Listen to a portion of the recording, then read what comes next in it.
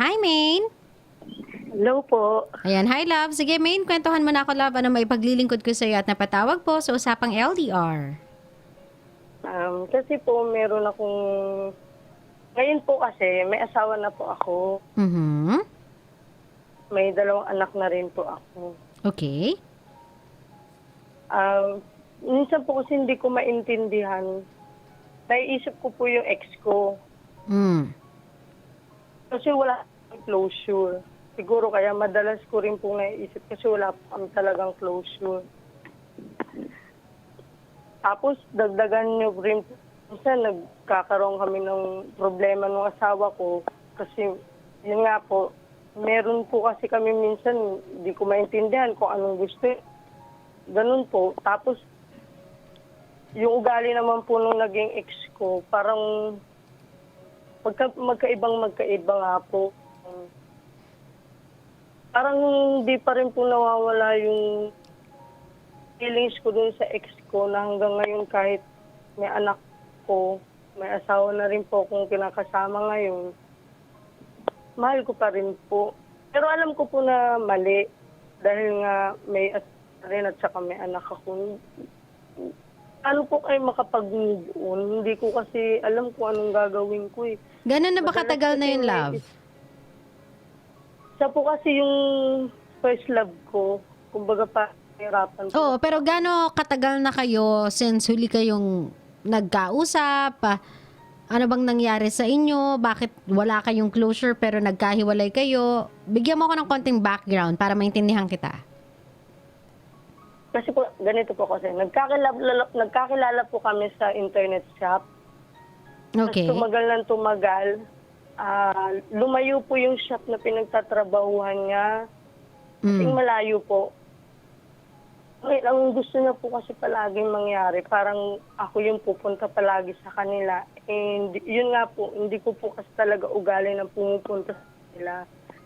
Kasi nga babae nga po ako. Parang nanawa po ako na laging ako yung gumagawa ng dahilan na punta ng punta sa kanya. Nakakahiya naman po sa mga taong nakakita. Sinabi ko sa kanya na kung pwede sana, ako naman yung dalawin mo. Sabi ko, ako naman yung puntahan mo. Sabi niya kasi may trabaho siya, hindi na daw maiwan yung shop. Kaya ganun yung lagi niya sinasabi sa akin. Yun, hanggang sa nakapag-isip ako na laging ganun, wala siyang oras. Nakipag-break ako. Tapos nung po, siguro mga week, tapos month, nagkami sa isang lugar. Sabi ko, wala na rin kami pakiramdaman. Sabi ko, baka mamaya magkita kami, baka aling maayos namin. Wala rin. Parang nagkasalubong lang kami ng lang. Ganun lang po. Nag-hi, hello lang, ganun. Yun na po, nagtuloy-tuloy. May time na 2 months, magkakasalubong na naman kami. Wala lang. Parang naghihintay lang po siya sa akin ng signal na tayo pa ba? Parang ang dating parang gusto niya sa akin manggaling kung kami pa. Pero dear, nakipag-break ka na eh. So technically, wala na kayo. Pero hindi po kasi sa sumagot ng payag siya. Love, hindi Wala naman po hinihingi akong yung confirmation na yun eh. The fact na nakipag-break ka na, ikaw yung tumapos ng relationship ninyong dalawa. Ikaw yung umayaw, love. Hindi mo kailangan humingi ng confirmation sa kanya. The fact na sinabi mo sa kanyang break na tayo at hindi siya umalma, di kanya pinigilan, yun na yun. Break na kayo, love. Meron kayong closure. Iba lang yung gusto mong ipaintindi sa sarili mo kasi gusto mo pang i-open yung possibility magkabalikan kayo or gusto mo pang i-open yung possibility na makausap mo siya, magtagpo uli kayo, parang feeling mo, parang you had the right love at the wrong time. It's not like that, Maine. Natapos talaga kayo back then. Tapos nung isang po, kasi tumira po ako sa isang kamag-anak namin. Napuntahan ko po yung una yung huling naging trabaho niya sa computer shop uli. Pero dito lang din po malapit sa amin. Nag-internet ako, hindi ko po alam na siya yung bantay. Tapos nung magbabayad na ako, nagulat ako, siya pala. Tapos sabi niya, sige magnet ka lang. Sabi ko, bakit? Tapos sabi niya, pwede pa ba tayo mag-usap? Ganun. Sabi ko, bakit? Sabi ko, tapos wala lang. Sabi niya lang sa akin, Itong mga gusto lang moment na to, kitang may kamustahin. asawa at anak ka na. Opo. Okay, o tapos? Pero bago pa po ako magkaasawa, boyfriend ko pa lang po yung asawa ko ngayon. Dati, ano-ano lang. Inamin ko po sa kanya na ganun. Na? Na parang may feelings pa rin po ko dun sa ex ko. Tapos, naintindihan niya daw, tulungan na lang daw po ako makamove on. Pero parang ang sabi ko, nito lang, sabi ko nakamove on na ako. Pero rin po. Okay, so ngayon, meron pa kayong communication ni ex? Nag-uusap pa kayo? Sa common friend po, 3 months ago, nito lang, bago lang po, Hmm. na communicate ko yung common friend namin na nangamusta yung ex. Tapos sinabi nung common friend namin na okay ko, tapos 2 na anak ko, tapos ganun din daw siya. Yun po. O, so, Kaya nalilito rin po ako kung anong ibig din po sabihin. Ba't pa po siya nangamusta din? di ba pwede magtanong lang, makibalita, ganyan. Parang, syempre, pag may ex ka, tas meron kayong common friend, at dahil common yun, nakaibigan ninyo, kumbaga, kamusta na siya? Pero hindi ibig sabihin nun, may ibig sabihin pa yung love. Magkakaroon lang ng ibig sabihin yun kung bibigyan mo ng meaning. Okay po. Love ganito, Main. Feeling ko kasi fixated ka lang sa idea na in love ka pa sa past mo eh. Feeling ko kasi hanggang ngayon fixated ka lang or in love ka lang sa idea na meron pa kayong unfinished business sa isa't isa.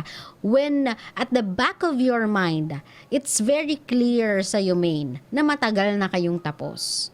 Kung ano man yung namagitan sa inyong dalawa, it was so long ago and it was ended right then and there. Ikaw pa nga yung tumapos.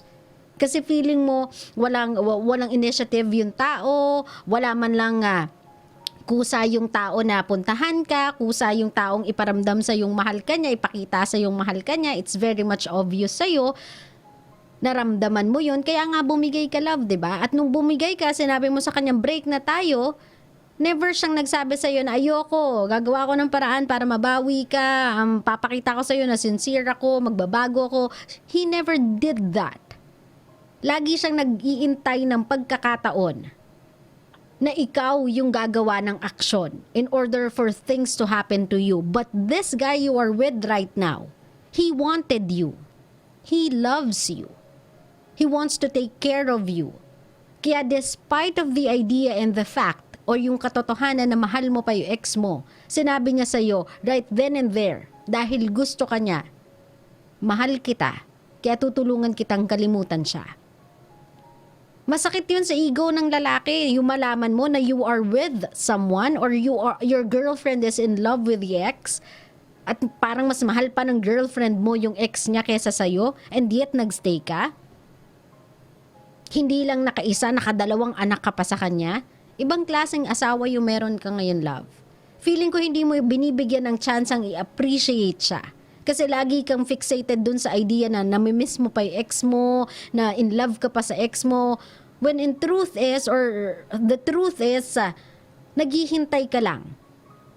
After all this time, na may gawin siya para sa'yo. Pero wala Siguro talaga, po love, Main. Wala talaga siyang ginagawa nga talaga eh.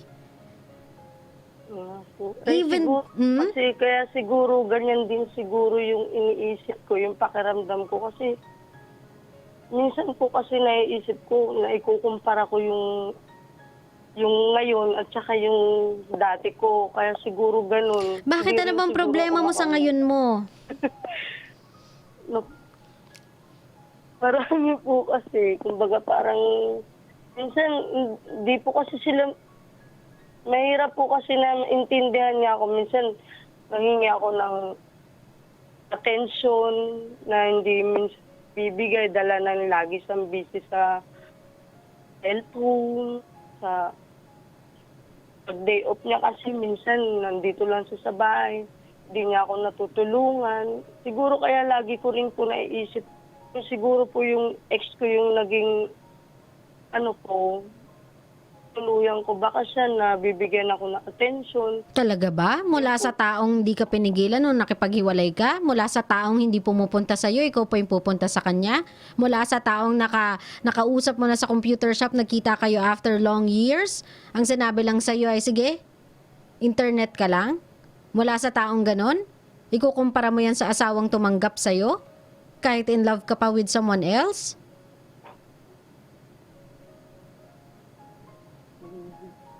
Love, I don't think so. Binibigyan mo lang ng excuse. Yung ginagawa mo. Love, yung partner mo, kung feeling mo wala kang nakukuhang atensyon sa kanya, hindi ka pinapansin, instead of trying to look for, sabihin na natin, trying to look for point of comparison or trying to see some points of comparison against your ex, for the first time siguro in your relationship, tanggalin mo yung ex mo sa equation para sa kanya. Kasi kung ako yung husband mo, mawawalan na lang din ako ng gana eh. Baka hindi na lang din kita kausapin. All his life and all in your relationship, he is trying to compete with your ex. Lagi. All the time. Nakikipagkumpetensya dyan sa ex mong yan. At ngayon kung maririnig niya yan, ngayon ay kinukumpara mo pa siya sa ex mo, ex mong hindi ka nagawang habulin, ex mong hindi ka nagawang pigilan, baka mawalan ng ama yung mga anak mo. Naiintindihan mo ko, love? Opo. All his life, nakikipagkumpetensya siya dyan sa ex mo, sa utak mo eh. Hindi mo siya na-appreciate eh. Na ma-magnify mo lahat ng kamalian sa kanya. Hindi mo man lang magawang maisip yung lahat ng sacrifices niya para sa iyo, lahat ng ginawa niya para sa iyo, lahat ng sacrifices na ginagawa niya para sa iyo at sa mga anak mo. Kasi lagi mo lang iniisip, yung ex ko siguro kung ano siya, ganito siya. Siguro yung ex ko ganito, ganito, ganito. Puro patwitams. Main. Opo. Simulat sa pool, puro patwitams. Hanggang ngayon may asawa at anak ka na, patwitams pa din. 'Di ba? Parang, come on, main. Hanggang kailan siya makikipagkompetensya sa ex mo? Tandaan mo, main, kung nakatuluyan mo yung ex mo, you wouldn't have 2 wonderful kids na meron ka ngayon. Yung mga anak mong yan, hindi sila nag-i-exist. Come to think of it. Kung ganyan yung pag-iisip mo, na kung siya ang naging asawa ko, siguro hindi ako ganito, lagi niya siguro ako pinapansin. Yes, siguro nga. Malay mo, hindi natin masabi. Pero one thing is for sure. Wala ka ng mga anak mo. Gusto mo ba yon? Kaya mo ba sila ipagpalit sa ex mo? Yung mga anak mo? Hindi po. Hindi po. Then, clear your head, love, main. I-clear mo yung utak mo. Maybe the reason as to why yung asawa mo hindi magawang-gawang maglambing sa'yo, hindi magawa-gawang mag-initiate ng anything sa'yo, is because nagsawa na siya.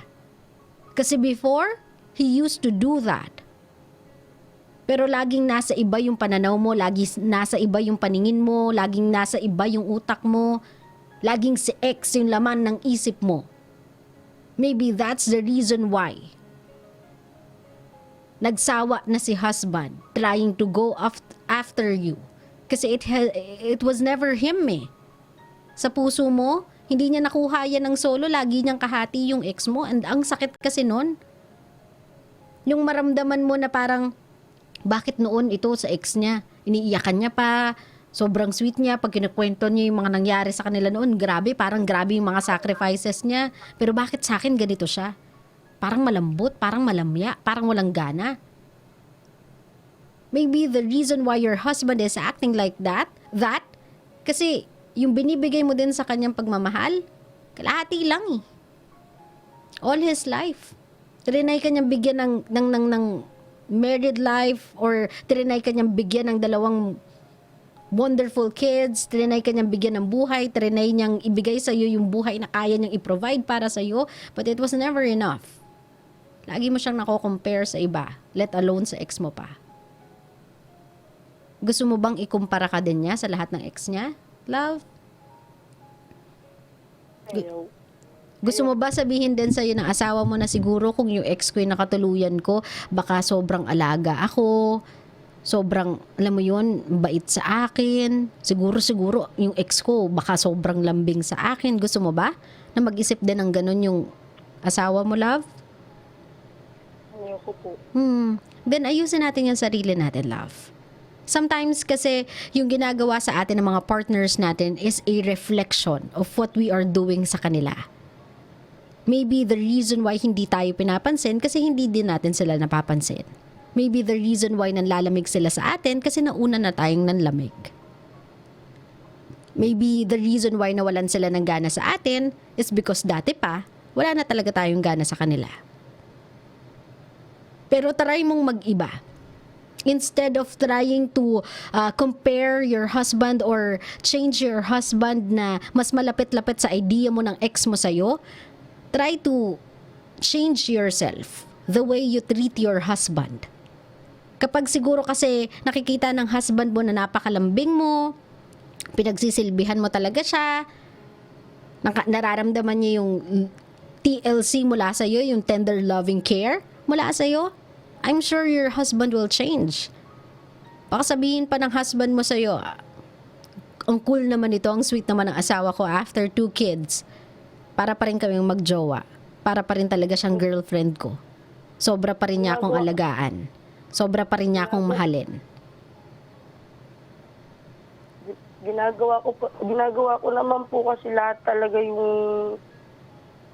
Love, kasi Bagay alam mo na yan yung eh. ginagawa out of gagawin and ginagawa out of gusto. Ikaw na mismo kasi yung nagsabi na in love ka pa sa ex mo. Do you think hindi yan mararamdaman ng tao kapag yung isang bagay ginagawa mo lang out of dahil kailangan mo siyang gawin? Asawa ka eh. It's like you trying to play a role. You trying to portray a personality. Pero hindi ikaw yun. Hindi mo siya ginawa out of kagustuhan mo, hindi mo siya ginawa out of love. Ginawa mo siya kasi kailangan mong gawin yun. Obligasyon mo bilang isang asawa. Love, that's different. Magkaiba yun. Walang ka-feelings yun. Walang kalatoy-latoy yun. Kumbaga sa pagkain, love, kapag naghanda ka ng pagkain para sa isang taong mahal mo, ang sarap, ang linamnam, malasang malasa. Pero kapag nagluto ka lang, out of may makain lang sila, laman sikmura, ang tabang. Yun yung ginagawa mo sa kanya, matabang. Kasi wala sa loob mo yun, love eh. Ginagawa mo siya out of pangangailangan eh. Ginagawa mo siya out of obligasyon. But not because you appreciate the person, not because you love the person, not because you are still in love with the person. So baguhin mo yun sa sarili mo, mahal ko.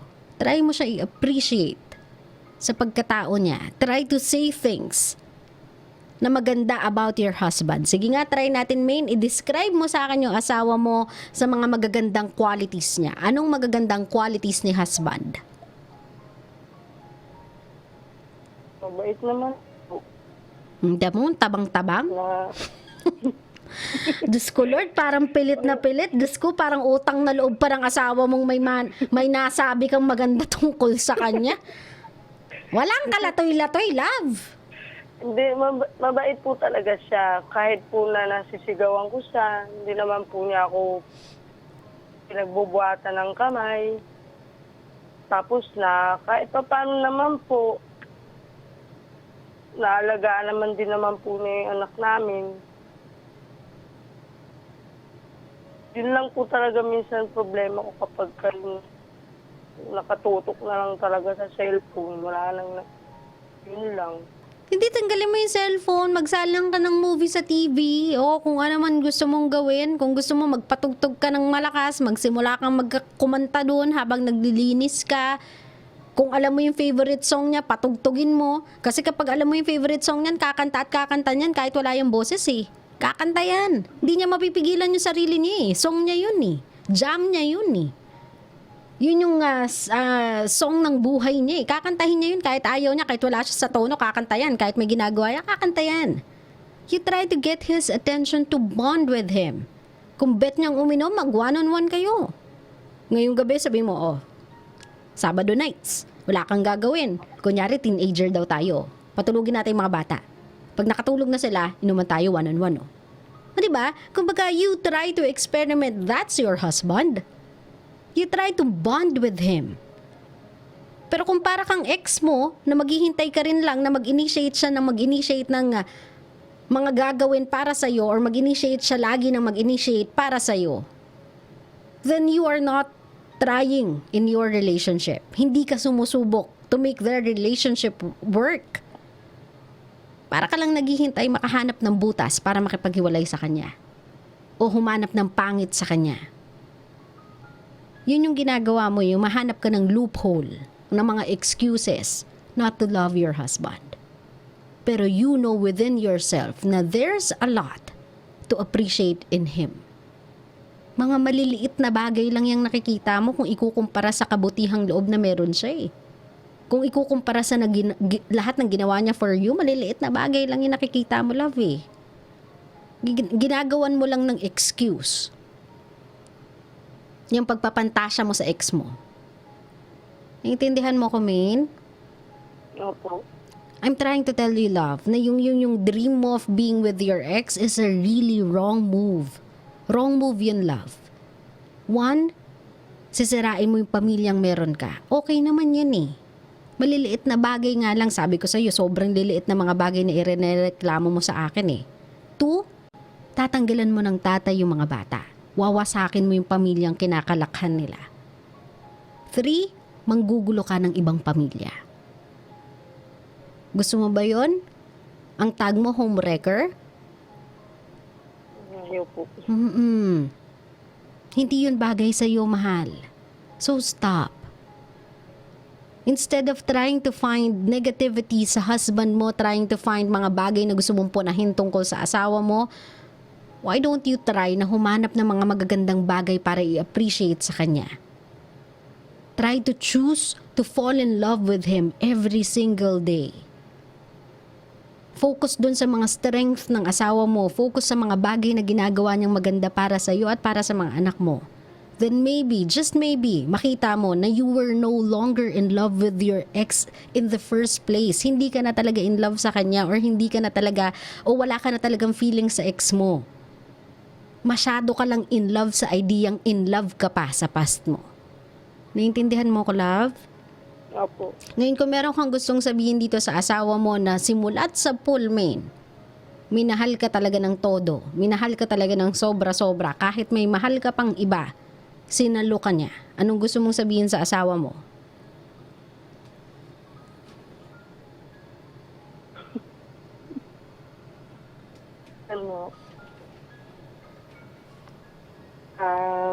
Thank you. Kasi kahit na inaaway kita madalas, niintindi mo pa rin ako, naintindihan mo pa rin kami ng mga anak mo. Saka, pasensya na rin kung minsan pakaram mo, hindi kita naintindihan.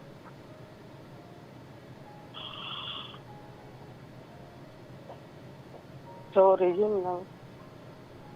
Love, bigyan mo ng konting kalatoy-latoy yung sarili mo. Kasi right now, promise me, kung ako'y asawa mo, tapos narinig ko lahat ng pinag-usapan natin, even itong last part na to, itong mensahe mo sa kanya, kapag narinig ko to, baka magbalot na ako ng damit ko, tapos umalis na lang ako. Kasi wala ako naramdaman. Walang sincerity, walang pagmamahal, wala. Parang ginamit mo lang siya. Nung mga panahong iniwan ka or hindi ka ipinaglaban ng ex mo, parang ginamit mo lang siya talaga para makalimot. And that is so sad. Kahit gaganyan-ganyan yung asawa mo, you are so lucky to have him as your husband. Unfortunately, he is so unfortunate with you. Napakamalas niya to have a wife like you na sobrang baba ng appreciation at walang pagmamahal sa kanya. I cannot feel anything. Wala akong maramdamang pagmamahal. That's the reason why Hindi na ako magtataka kung wala kang nararamdamang kahit anong initiative ngayon mula sa asawa mo. Kasi kung yan yung mararamdaman niya every single day, baka ako din mawala ng gana eh. Ayusin mo yung sarili mo, Maine. I mean, tanungin mo na lang yung sarili mo kung ako kaya, sa akin kaya ipararamdam lahat ng ipinararamdam ko sa asawa ko. Matutuwa kaya ako? Mag-i-initiate kaya ako ng anything? I-date ko kaya siya? Lalambingin ko kaya siya? If the answer is all no, then you know, you are the problem, not your husband. Sa'yo may problema. Kaya, kasi simulat sa pool, love, ginamit mo siya. Hindi mo siya minahal. Nagkaanak ka lang sa kanya, pero hindi mo siya mahal. At yun yung problema mo. Naintindihan mo ko, love? Opo. Ayusin mo yung sarili mo, mahal, kasi may mga anak ka. Unfortunately, may mga anak kayong dalawa. Huwag mong iparamdam sa mga anak mo na ginamit mo lang yung tatay nila. Naintindihan mo ko? Opo. Maraming salamat for calling my show, Maine, and sana this will change something in you. Sana medyo matau-tauhan ka sa naging pag-uusap natin kasi kawawa talaga yung mga anak mo sa'yo kung ganyan ka. Okay? Opo. Maraming salamat, Maine. Ingat ka lagi, love.